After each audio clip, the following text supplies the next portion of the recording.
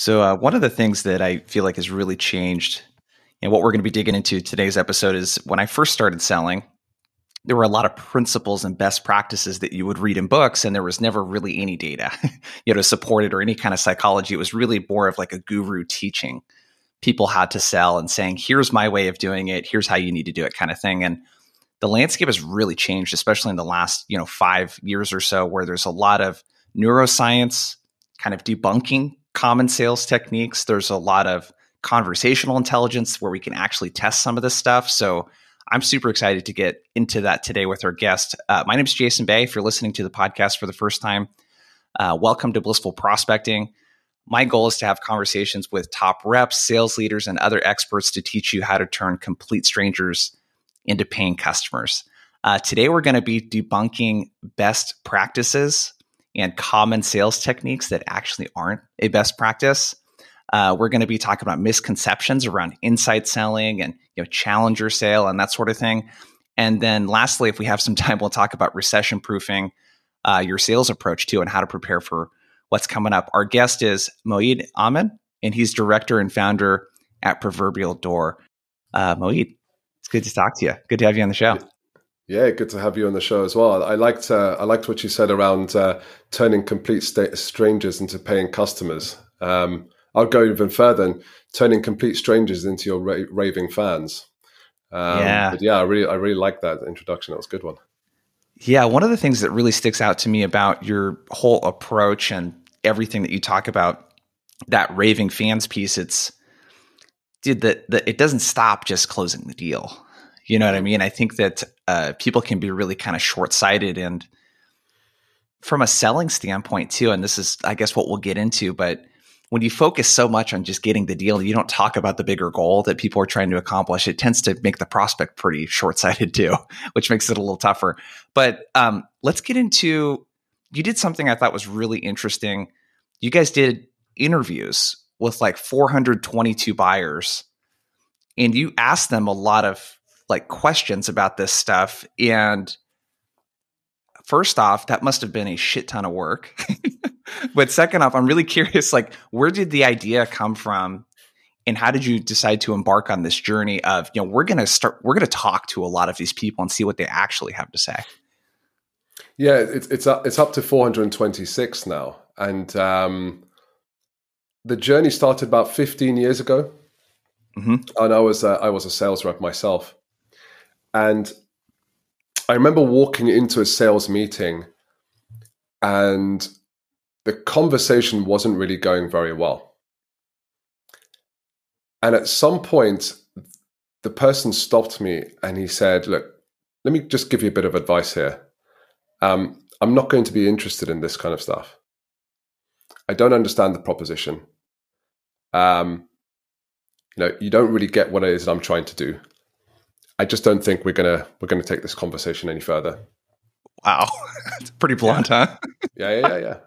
And who can blame this person, right? I mean, these are busy people, and I don't know, something snapped in me where I just thought, you know what? I just asked him this question. I said, firstly, I want to thank you for being honest and your generosity. Can I ask, have you had a great experience with a salesperson? And what was it that made it so great? Mm-hmm. And he shared that with me. And since then, pretty much every single conversation when I can, I started asking those questions of buyers. Whether that was me in a sales process with a buyer, and I would ask that at the end. Some of it was informal process. Some of it was very formal. We didn't have any fancy regressional analysis or anything like that. It was just me taking notes. Some of these were recorded, some of these weren't. And sometimes there would be official customer interviews where I, as the leader, was kind of involved in these customer interviews and these prospect interviews, and we're just trying to figure out what was it that made that person buy from this salesperson or this company, both in a competitive and non-competitive bid process. And I just started taking notes and started looking at common themes. I learned a huge amount from that process. And, what came across really clearly was that, buyers feel very frustrated and feel misheard. Sorry, not misheard. What's the term? They don't feel like they're being heard by salespeople, and in general, and that came across loud and clear from the conversations. It was a lot of work, but it was really enjoyable, really, really enjoyable. And I'm going to continue doing this as long as I'm alive and in this profession, because I think if you don't understand what your buyers are thinking and how they view you, then how could you possibly get better at sales? And as things change and as we go into this recession, those kinds of interviews and questions are going to become even more important, because buying habits, buying behaviors change. So you need to stay on top of that. Yeah. What's really interesting about this is I remember in my very first sales job going door to door selling house painting services. This is like in 2008. That was always a question I asked people, because the paint job was, in the US dollars, $3,000 to $8,000. So it wasn't cheap, for someone to buy it. And I was a 19-year-old kid with, braces. So I always ask you, I'm really curious, why did you decide to hire me and my painting crew to paint your home? I have never painted a house before myself, and they knew that because people would ask me.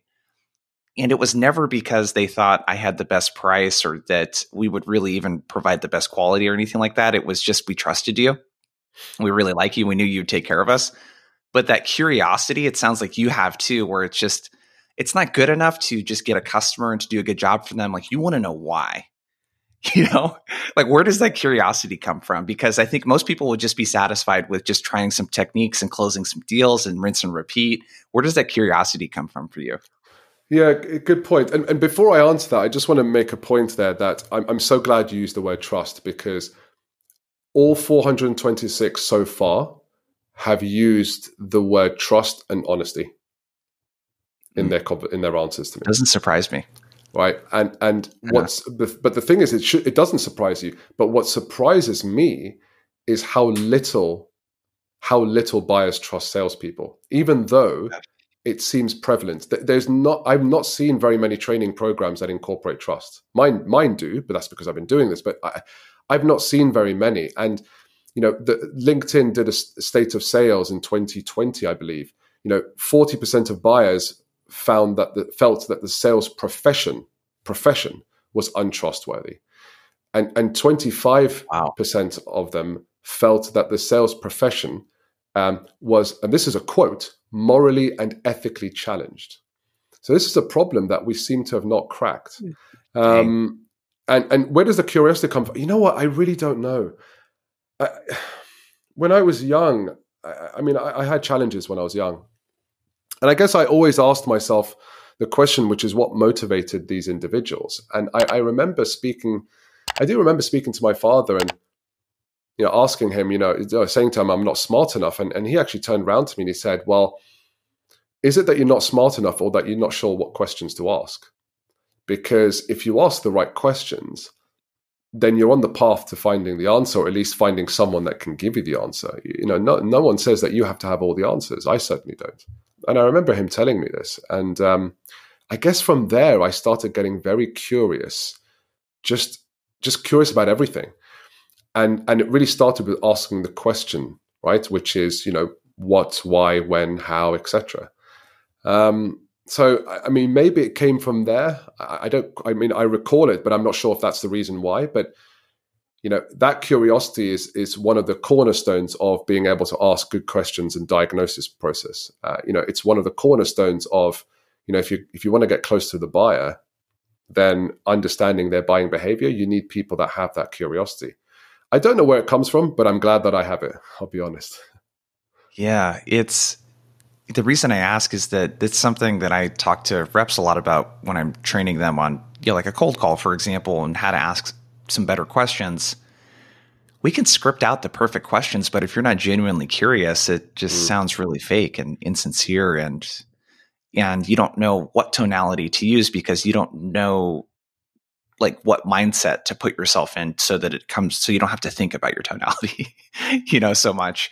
But so what are some of the big themes? What, in all of these interviews that you've done, what were the biggest surprises to you? Yeah, good question. The And I know there's first, some common, sorry to cut you out. I know there's some no, common no. sales techniques too that we've talked about before too, that you're like, oh, turns out this is not really a quote unquote best practice, so feel free to Yeah, take it where yeah, you yeah. will. So the first, so good question. So the first surprise for me was, I thought going into this that um, buyers were going to say, the reason why I bought from this person is because their product was exceptional or their value proposition was incredibly strong, and they had the better offer compared to others. Turns out that wasn't the case, actually. Not necessarily. In fact, that was probably 3 or 4 down the list in terms of priority. The first one was, it wasn't just about trust, right? When we dug deeper into this, it was, can I place my reputation in the hands of this person or in this company? And that surprised me. But actually, when you reflect on it, it shouldn't really surprise us, because Yeah. if you're in a buying process, if you're in a decision-making process, your reputation's on the line. No matter how Mhm. senior you are, you're still on the hook from someone. And if you make a bad decision, um, you're going to be questioned as to why that happened. We've all heard around, if you buy HP or IBM, whatever it is, you're not going to get fired. That rings so powerfully true.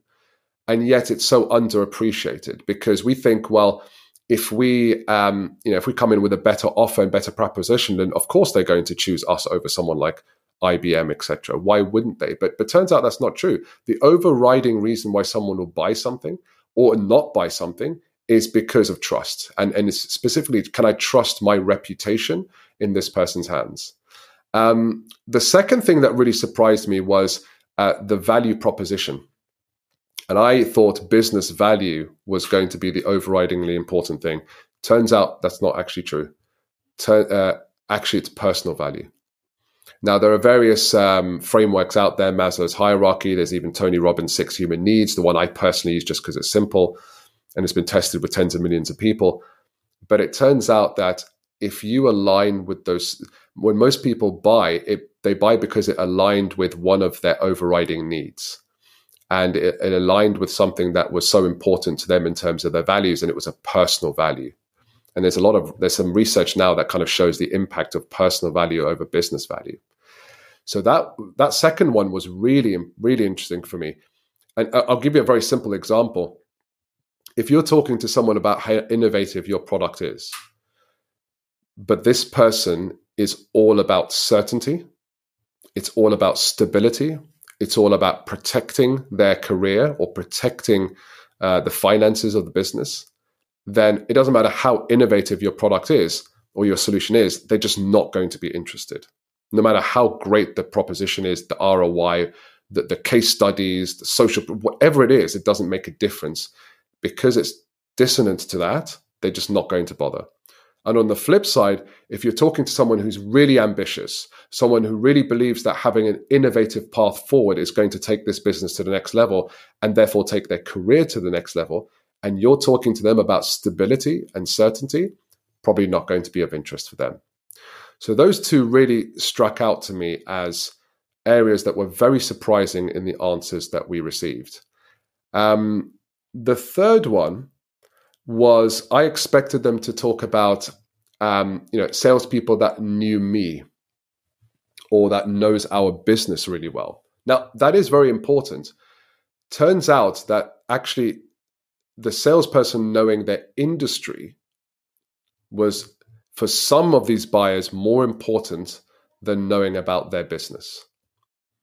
Now, actually, when you think about it, that shouldn't be a surprise either. I mean, it was a surprise at the time, but upon reflection and analysis, actually, it's not a really surprise, because that company might be, they have a strategic plan in order to achieve something, but it's always within the context of the industry that they're playing in. You can have a company that has a CAGR of, or compound annual growth of, say, let's say 10%, but if the industry is growing at 15%, that company has a problem.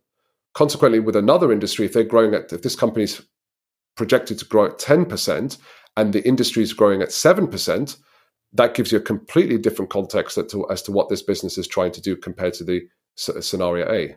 So, the industry happened to be incredibly important, and most sellers focus on knowing about the company, but very few are able to talk about the context of what that company is doing compared with the industry. They'll talk about competitors, but maybe the industry at large. So things like the Porter's 5 forces, what is it that's going to impact the industry? And how is that going to impact you and the compound annual growth rate, etc.?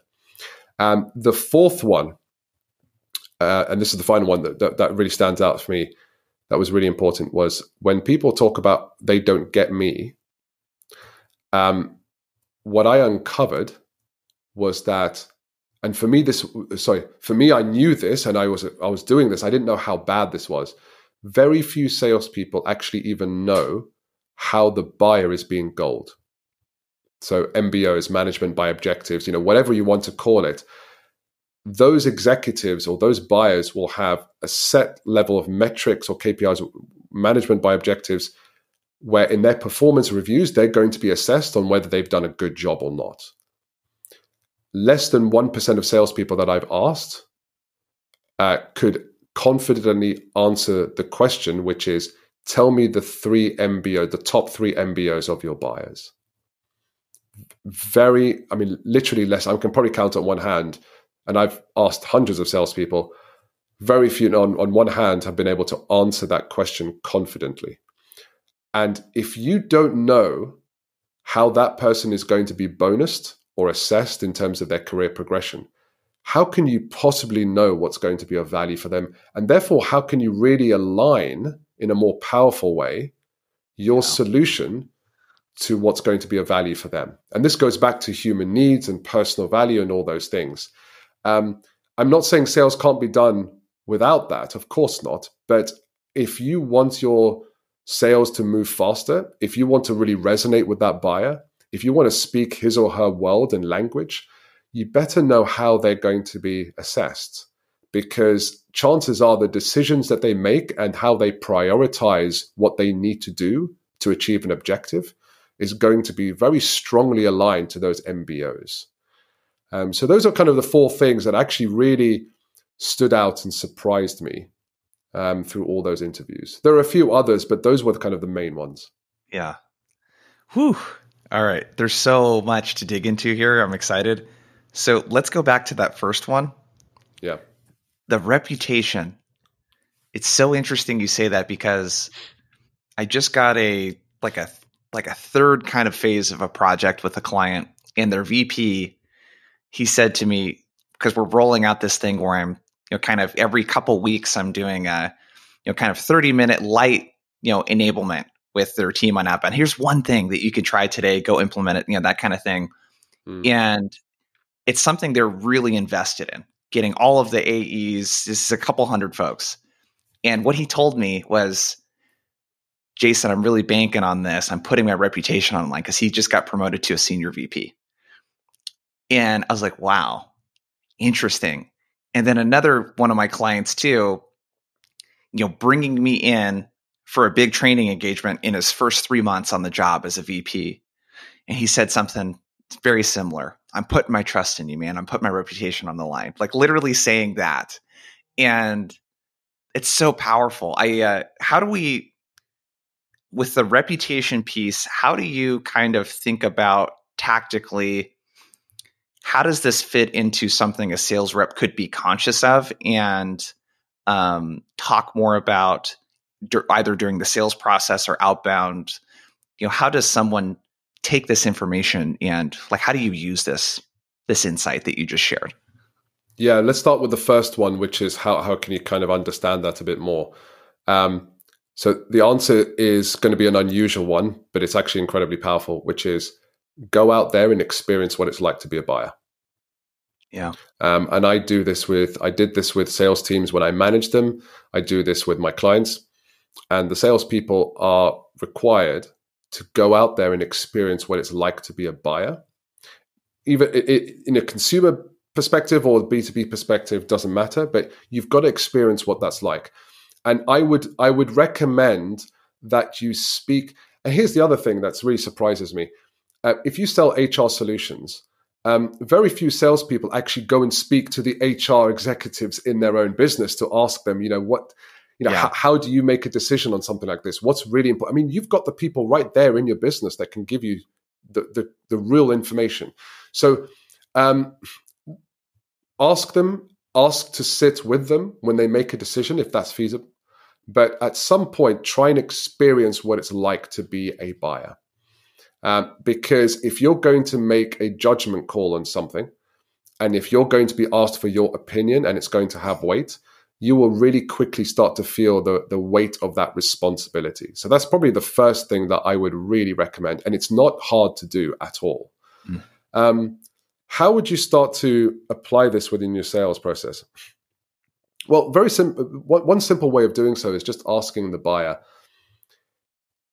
what is truly important to you in the objectives that you have? Like, what are the outcomes you're trying to achieve here?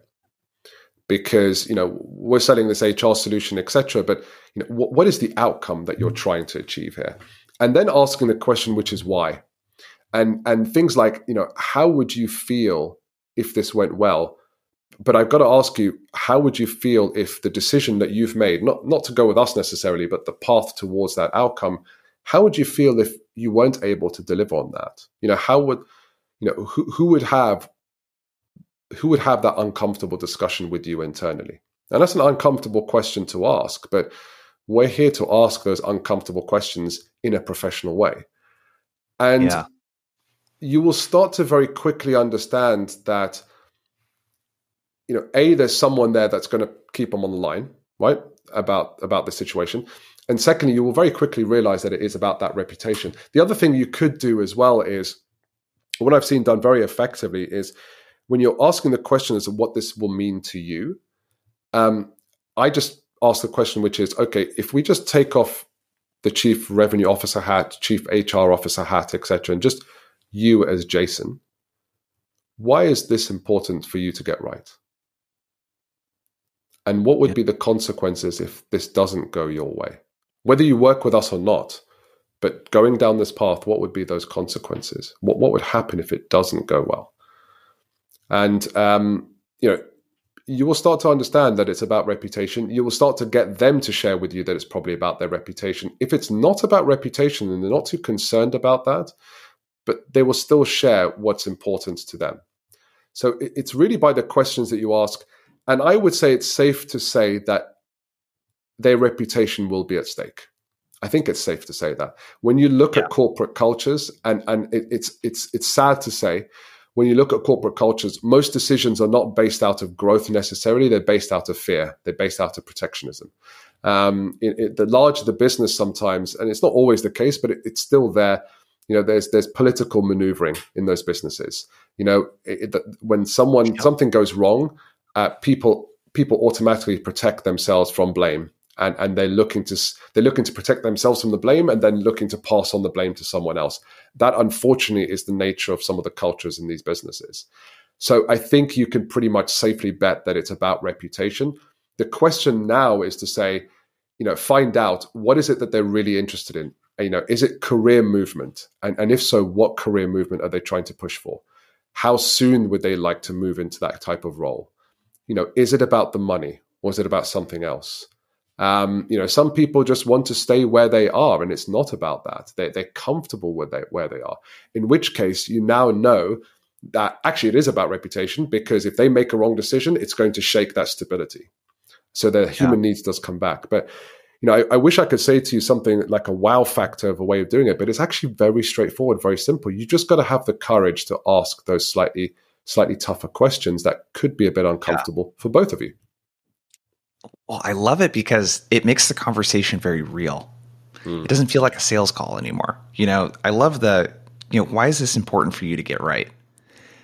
I'm putting myself in that position, and I'm thinking about all the stuff that we hire for in our business and pay people to do, or outsource, or software that we help with. And I'm like, I'm going to start talking about, our retirement goals and the amount of profit that we need to, like, that's where the conversation's going to go. That's it. That's the it. amount of time that I'm working and the balance I can have with like work and, that's where the conversation's going to go.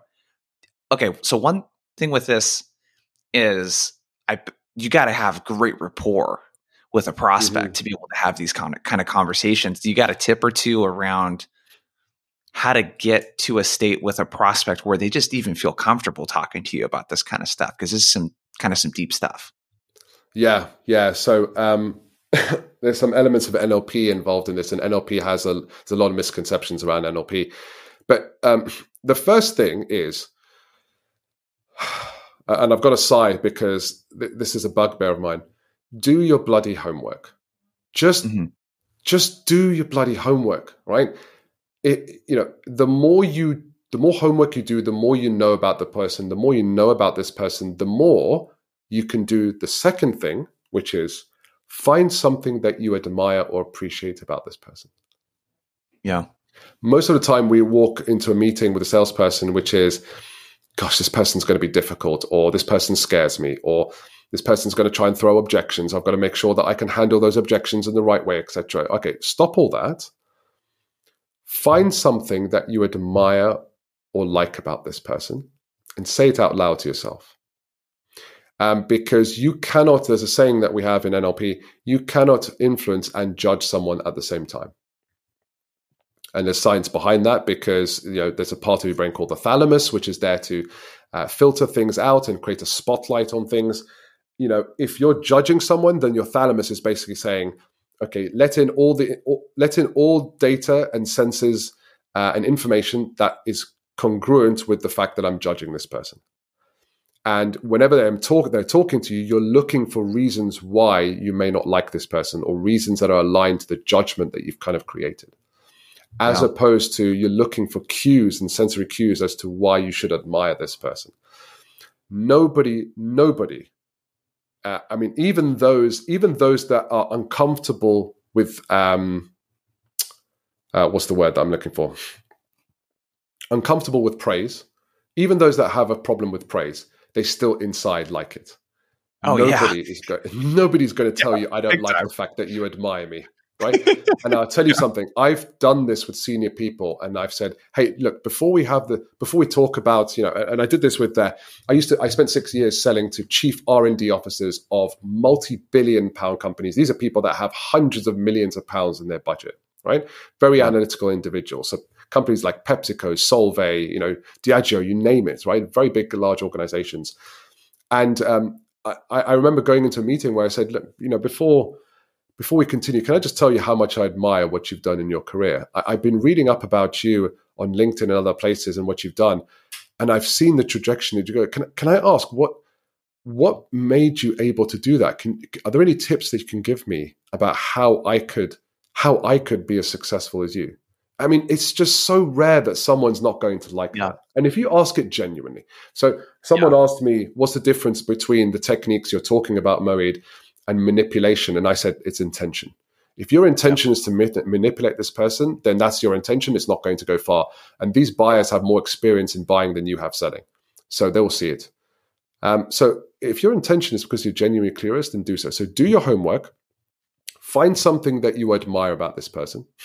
And something we call matching and mirroring. So that's not crossing my arms when they cross their arms, etc. It's matching and mirroring who they are, right? So gestures is one, clothing is another, but tone of voice is one. If you're speaking to someone from New York who talks really fast, and you're coming along and you're from, I'm generalizing here, so apologies, but you're from Texas, for example, and they talk a lot slower, right? You're going to annoy the person from New York. It's like, talk faster, just tell me what I need to know. But you're like, okay, well, I think what you need to think about is, and vice versa is also true. So tonality and way that you speak with someone is also another way of creating that rapport. The point of rapport, and this comes back to, evolution of humanity and our brain and how it's evolved, is back in the old days, your tribe equaled your survival. Yep. And if you allowed someone in your tribe, either from outside or within the tribe, who is not congruent with the rest of you in the tribe, that person would be seen as a danger to your very survival and the survival of everyone else. So that person would be ejected. And it's rooted in that. So rapport is basically you saying, I'm like you are like me, not 100%, but there are some commonalities here. That means we're safe with one another. Yeah. And that's what that's about. So you want to basically think about, how can I make this person feel safe with me? And feel that we have a common interaction here. So people jump into things like body language and things like that, and those are advanced things, but they don't do the basics, which is, do your homework, find something you admire about something, talk about something that you notice about them. Either it's a watch, either it's what they've done in their career, or it's a piece of clothing, something that seems to stand out that they could be proud of, or they could like to talk about. And just ask them that question and just say, well, can I ask, I've got a friend who loves watches, and I do actually have a friend that loves watches. He's pretty much an expert at them. I don't know much about watches, but the watch you're wearing has really caught my eye. May I ask, what is that watch, and what is it that you like about it? And you've got to judge when is the right time to do that. It can't be done in a sleazy way, which is intention again. So those are kind of the quick ways that I would advise that you start building that rapport. But it's got to start from being genuine, and genuine in making a connection with this person, not genuine in making a connection for the purpose of sales, because you don't even know if you can sell to this person. You don't even know if they're going to be a good client for you right now. Yeah. Does that answer your question? Dude, I love that. I mean, we could talk a whole hour just about rapport. That was rapport is a big thing. The admire thing is really interesting. I love that piece. Okay, so let's move into number 2, the value proposition. And you said it's less about business value and more about personal value. And you mentioned something about Maslow's hierarchy of needs, and Tony Robbins has got some other thing. What are those things that people tend to personally value that you connect to? Yeah. So let me take a step back in terms of just the science behind this and why it's important, because I talk about emotional value as being in some ways more important than business value. And people talk about decisions we make are more emotional than others. And there's this whole rhetoric around that. Very few people really understand why. So let me just give a bit of science, if that's okay. Oh, absolutely. So when you go to achieve a goal, there are 4 stages that this occurs in the brain. Stage 1 is it starts with the amygdala, right? Which is one of the emotional areas in the brain. People think it's the only one. It's not, but it's one of the emotional areas in the brain. So your brain just first thinks, how do I feel about going after this goal? How do I feel right now as well? So people talk about your state right now. It's so important when you're going to achieve a goal, So let's start with that. So it starts with the amygdala. Then it moves into an area of the brain called the basal ganglia. The basal ganglia is an area in the brain which is made up of various areas, but one primary area in the brain, and that's the go or no-go function. So do I go or do I not go for this? Then you have the area of the brain that's involved in planning and actioning a decision across time frames. And that's called the lateral prefrontal cortex, right? And so that's the third part. And then the final part, which is really interesting, is the orbitofrontal lobe. And that deals with the emotionality of the action. So how do I feel now? How will I feel when I achieve that goal? And is the difference worth the effort? So why do I talk about that? Is because emotional value or personal value is exactly around that. It's front and center. So if I can't see emotionally how I'm going to benefit from this journey with you, I'm very unlikely to want to take the solution, or I'm going to be very hesitant, and therefore I'm going to bring more people involved, which means greatest number of stakeholders and slower sales cycles, more complexity for you, or I just won't do it. So that emotionality of the relationship that you have with someone is absolutely vital. And that's why personal value is so important. In a recession time, and I experienced this when I worked at CEB, which has been acquired by Gartner since then, and who incidentally published the Challenger Sale book. We had a situation where, a buyer was, and this is a chief HR officer, was being challenged by the CFO with a product that we'd sold them. And the product showed all the right ROI, right? All the business value. But the CFO said, look, we're in a tight situation. Can we just not do without this for now? And the chief HR officer said, no, because I really want this. Yeah. And that is a great example of personal value. Because if she had not really believed in this, if she had not seen the personal value to her, she wouldn't have had the strength and courage to A, put her reputation on the line, and B, just kind of stand up for this and say to the CFO and say, no, I really want this, right? I want to keep this. And the reason why she did is actually because we're able to help her with her own knowledge as a chief HR officer. So our product was directly tied to helping her become more of an expert as a chief HR officer. And number two, it helped her with her career advancement. And we actually had discussions with her around her career advancement. And, what is it that she wanted to achieve? Where does she want to get to? Where are the gaps in her knowledge? And how can we fill the gaps in that knowledge? And also fill the gaps in knowledge in the people in her team who may raise up into that position, or at least help raise the kind of knowledge of the whole team, which therefore made her look good. So there was a personal value, and the research comes out of this. 68% of buyers that see personal value as well as business value are more likely to pay a higher price for your solution. 71% of buyers that see personal value as well as business value are more likely to buy your solution. Personal value has twice the impact of business value. Wow. Yeah, that's pretty powerful stuff. So what are some of the kind of triggers, I guess? You mentioned like knowledge, expertise, career advancement. What are some of those things that people tend to value that you want to connect to as a sales professional? Yeah, I didn't. Yeah, apologies. I didn't touch on the human needs that you talked about. So I use Tony Robbins' one, but just because it's really simple and it's been tested with God knows how many millions now, probably like 60 million people. I mean, who knows, right? So I'll use that, but you can use others, right? You don't just use the one that works for you.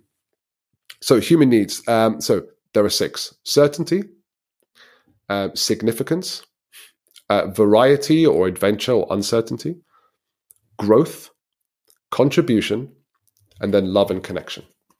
Those are the 6 overriding human needs. And people have 2 of those needs that are kind of overriding, but we have a mixture of all 6. Why do we talk about human needs? Let's think about money, right? A lot of people still misconstrue that money is the goal. It isn't. Money is a tool, right? I mean, it's not even real, right? We just made it up, right? To be honest, it's a tool. It's what you do with that money that's the most value. For some people, it's I can show that I have 20 million in my bank account. That feeds my ego, which is therefore significance. For some people, is the more money I have, the more I can enjoy my life, the more I can have certain adventures, travel the world, etc. Right? That speaks to adventure, right? And it also seeks to growth, personal growth, things like that. Other people, they want to use money because they want to give their family the most amazing life that they did not have. Again, that's contribution and love and connection.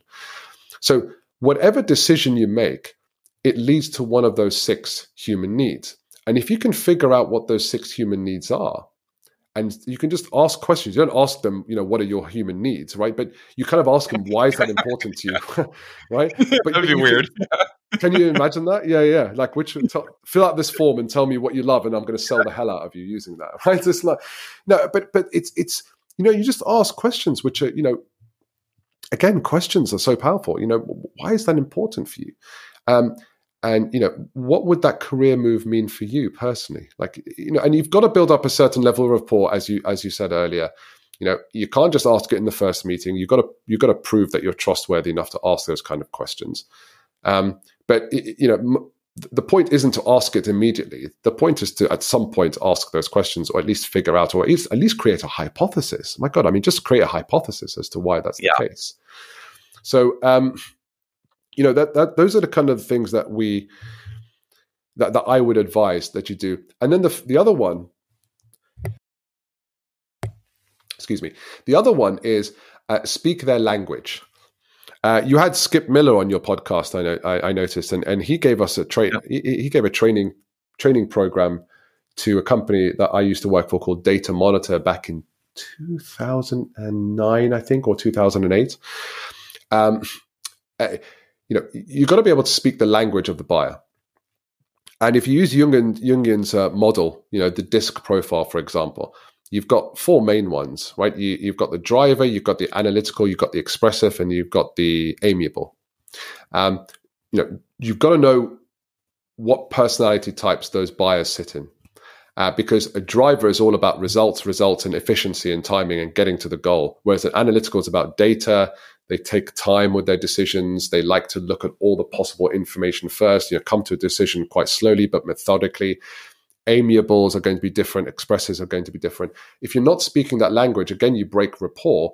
But again, you're not speaking their language, right? This is the whole tribe mentality thing. You're not like me.